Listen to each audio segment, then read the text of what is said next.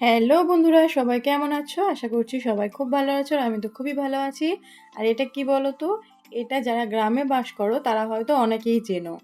আর যারা চেনো না তাদের জন্য আমি বলে দিই, এটা হলো কড়াই শাক, যাকে গ্রামের লোকেরা তেবড়ে কড়াই শাক বলে থাকে। এবার তোমরা কী নামে চেনো সেটা আমাকে অবশ্যই কমেন্ট করে জানিও। এখন শীতের মরশুম, প্রত্যেকটা গ্রামের মাঠে এই শাকটি এখন খুব পাওয়া যায়। এই শাকের যে শুঁটিটা হয় তাকে আমরা কড়াইশুঁটি বলে থাকি। এই শাকগুলোকে একদম ছোট ছোট করে কাটতে হয়। তো শাকগুলোকে আমি প্রথমে কেটে নিয়েছি, আর এখানে নিয়ে নিয়েছি বেগুন, যেটাকে আমি ছোট ছোট টুকরো করে নিয়েছি। লবণ ও হলুদ দিয়ে মাখিয়ে নিলাম। এই শাকগুলো শুধু খাওয়ার থেকে, মানে শুধু ভেজে খাওয়ার থেকে যদি বেগুন বা শিম বা পেঁয়াজকলি দিয়ে ভাজা যায় তো টেস্টটা আরও সুস্বাদু হয়। এই শাকের সঙ্গে আমি আজ ব্যবহার করব বেগুন আর শিম। তো বেগুনটাকে আমি নুন হলুদ মাখিয়ে নিয়েছিলাম, এবার বেগুনগুলোকে ভেজে নেব। কারণ বেগুনগুলো যদি শাকের সঙ্গে ভাজি তাহলে ঘেঁটে যাবে আর একদমই ভালো লাগবে না। তো বেগুনগুলো আমি প্রথমে ভাজা করে তুলে নেব। শীতের মরশুম পড়ে গিয়েছে আর কড়াই শাক খাবো না, এটা তো হতেই পারে না। সেই জন্য শ্বশুরমশাইকে বললাম, তুমি কড়াই শাক নিয়ে চলে এসো।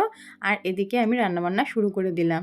বেগুনটা ভেজে তুলে নিয়েছি, এবার দিয়ে দেব শিম। শিমটা দিয়ে নাড়াচাড়া করে এখানে আমি দিয়ে দেবো অল্প পরিমাণে একটু লবণ, যাতে শিমটা নরম হয়ে ভালো ভাজা হয়ে যায়। লবণটা স্কিপ করে গিয়েছিলাম, তোমাদের দেখানো হয়নি, তার জন্য সরি। তো শিমটাকেও আমি ভেজে তুলে নিলাম। শিম ভাজার কারণে তেলটা একটু কালো হয়ে গিয়েছে। সেই তেলের মধ্যে আমি দিয়ে দিলাম গোটা শুকনো লঙ্কা, আর দিয়ে দিলাম পরিমাণ মতো পেঁয়াজ।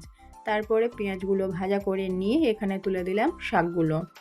শাক হচ্ছে এমন একটা জিনিস, যখন কাটবো তখন মনে হবে অনেকটা পরিমাণ, তারপরে যখন রান্না করতে বসবো তখন হয়ে যাবে অল্প। শাকগুলো দিয়ে হালকা নাড়াচাড়া করে এখানে অ্যাড করে দিলাম অল্প পরিমাণে লবণ, কারণ শাকে বেশি লবণ দেওয়া যায় না। পরিমাণ অনুযায়ী লবণ এখানে অ্যাড করে দিলাম। তারপরে নাড়াচাড়া করে শাকগুলোকে আমি ভালোভাবে ভেজে নিলাম। তো দেখো শাকগুলো আমার ভালোভাবে এখানে ভাজা হয়ে গিয়েছে। এবার আগে থেকে যে শিম বেগুনটা আমি ভেজে তুলে রেখেছিলাম সেটা এখানে অ্যাড করে দিলাম।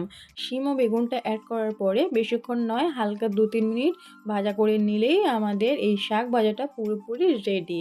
তো আমার এই কড়াই শাকের রেসিপিটা তোমাদের কেমন লাগলো অবশ্যই আমাকে কমেন্ট করে জানিও। আর ভিডিওটা ভালো লাগলে লাইক, কমেন্ট, শেয়ার করে দিও। আর আমার চ্যানেলের নতুন বন্ধু হয়ে আমার এই রেসিপিটা দেখে থাকলে চ্যানেলটিকে সাবস্ক্রাইব করে আমার পাশে থেকো।